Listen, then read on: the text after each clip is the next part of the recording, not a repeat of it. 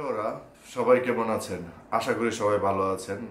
আপনাদের জন্য কিছু গুড নিউজও আছে। সেটা হচ্ছে আপনারা নিশ্চয়ই সবাই জানেন, যারা নিউজিল্যান্ডে আসার জন্য ঘাটাঘাটি করছেন অনলাইনে, যে নিউজিল্যান্ডে 20 আওয়ার্স ওয়ার্ক পারমিট পাওয়া যায় 5 সপ্তাহে। তো এখন হচ্ছে নতুন একটা অ্যানাউন্সমেন্ট আসছে গতকাল। সেটা হচ্ছে আগামী নভেম্বর থেকে সবাই হচ্ছে 25 আওয়ার্স ওয়ার্ক পারমিট পাবে প্রতি সপ্তাহে। তো অনেকের জন্য এটা খুবই গুড নিউজ, আর অনেকের জন্য আবার হয়তোবা একটু ব্যাড নিউজ হবে। সো গুড নিউজ এই কারণে যে যারা কাজ করছে বা কাজ পাচ্ছে তাদের জন্য 25 আওয়ার্স খুবই ভালো।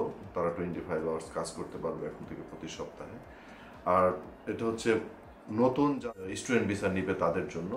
আর যারা হচ্ছে প্রিভিয়াসলি স্টুডেন্ট ভিসায় আসছে, তাদের 20 আওয়ার্স চেঞ্জ করতে হয়, তাহলে তাদেরকে হয়তো বা নতুন করে স্টুডেন্ট ভিসা অ্যাপ্লিকেশন করতে হবে, নয়তো তারা হচ্ছে ভেরিয়েশন অফ কন্ডিশন অ্যাপ্লাই করতে হবে। তাহলেই তারা 25 আওয়ার্স ওয়ার্ক পারমিট পাবে।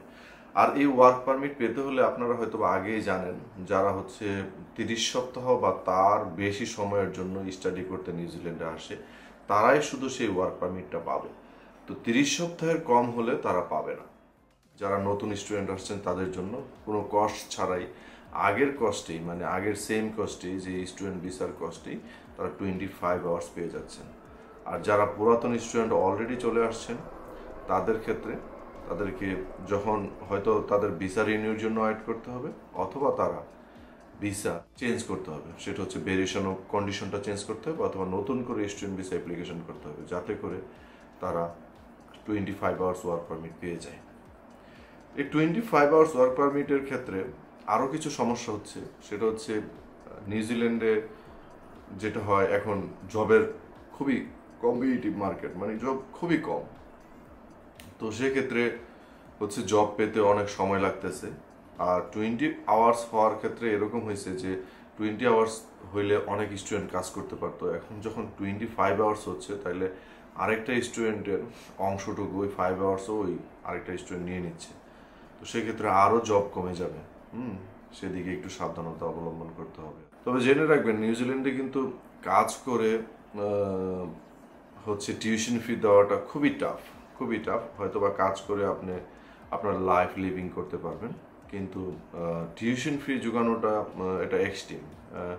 অনেকে হয়তো বা কিছুটা অংশ যোগায় কোনোভাবে, হ্যাঁ, বাট 25 আওয়ার্স বা 20 আওয়ার্স কাজ করে এটা রিয়েলি টাফ হচ্ছে এই টিউশনি ফিটা জমানো। তো আর এটাও মনে রাখবেন, আপনি যে এখানে আসছেন, আপনার প্রধান উদ্দেশ্য হচ্ছে প্রথমে কাজ করা না, প্রথম হচ্ছে আপনার পড়াশোনা করা। সো পড়াশোনা শেষ করে তারপরে হচ্ছে আপনি যদি 30 সপ্তাহ বা তার উপরের স্টাডিতে আসেন, লেভেল 8 বা লেভেল 9, হ্যাঁ, এগুলোতে মাস্টার্স গ্রাজুয়েশন প্রোগ্রামগুলোতে, সেখানে হচ্ছে ওপেন ওয়ার্ক 3 বছর পাওয়া যায়। সো 3 বছরের ওপেন ওয়ার্ক পেয়ে গেলে ওই সময়টাতে আপনি তো ফুল টাইম কাজ করতেছেন, এবং আপনার যোগ্যতা অনুযায়ী কাজ করার পরে আপনি রেসিডেন্সি অ্যাপ্লাই করতে পারবেন এবং এই দেশে বসবাস করতে পারবেন। আরও ইনফরমেশন জানার জন্য আপনারা ভিজিট করুন ইমিগ্রেশন নিউজিল্যান্ডের ওয়েবসাইট immigration.gov.nz, এবং আপনারা যে প্রতিষ্ঠানে আসতেছেন সেই প্রতিষ্ঠানের স্টুডেন্ট সাপোর্ট ইউনিটের সাথে যোগাযোগ করুন। তারা আরও আপনাকে ইনফরমেশন দিয়ে সাহায্য করতে পারবে, এবং কোন ধরনের ইনফরমেশন লাগবে সব কিছু তারা জানে। তাদের কাছে আরও আপডেট থাকে, তাদের সাথেও যোগাযোগ করুন। এগুলো ফ্রি সার্ভিস, হ্যাঁ, এখানে কোনো চার্জ লাগে না। সো আপনি এই ফ্রি সার্ভিসগুলো নিতে পারেন। দেখা গেছে অনেক ক্ষেত্রে ইমিগ্রেশন অ্যাডভাইজারের কাছে গেলে হয়তো বা ওরা চার্জ করে, অনেকে প্রথম অ্যাপয়েন্টমেন্টটা ফ্রিও দেয়।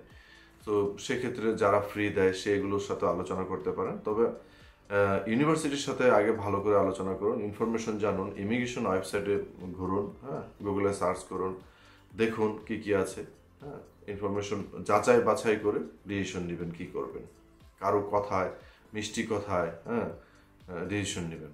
তো আপনারা একটু চোখ কান খোলা রাখবেন, দেখবেন নিউজিল্যান্ডের ইমিগ্রেশনের ওয়েবসাইটের অ্যানাউন্সমেন্টগুলো কী কী, সেখানে কী কী অ্যানাউন্সমেন্ট আসছে। এখানে নিউজিল্যান্ডে প্রায় নিত্য নতুন সবসময় হচ্ছে রুলস চেঞ্জ হয়, নতুন রুলস আসে। তো সবসময় আপডেট থাকবেন, আর আমাদের সাথে থাকবেন, এবং আমার চ্যানেলটা সাবস্ক্রাইব করবেন, লাইক দিবেন, এবং কমেন্ট করে জানাবেন আপনারা কী জানতে চান। আমি সেই জিনিসটা জানাবো। হয়তো আমি আপনাকে ইমিগ্রেশন অ্যাডভাইস দিতে পারবো না, কারণ ইমিগ্রেশন অ্যাডভাইস একমাত্র ইমিগ্রেশন অ্যাডভাইজাররাই দিতে পারবে।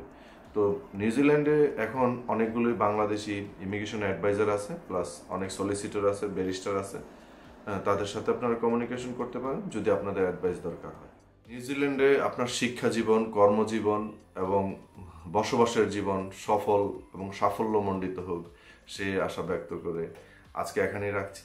তো আপনারা কিন্তু ভুলবেন না কমেন্ট করতে, সাবস্ক্রাইব করতে, লাইক করতে। কমেন্ট না করলে আমি তো বুঝবো না আপনারা আসলে কি জানতে চান। হ্যাঁ, তো আমি অ্যানাউন্সমেন্ট যা যা আসবে সেই আপডেটগুলো আমি সবসময় দেওয়ার চেষ্টা করি এবং দিতে থাকবো।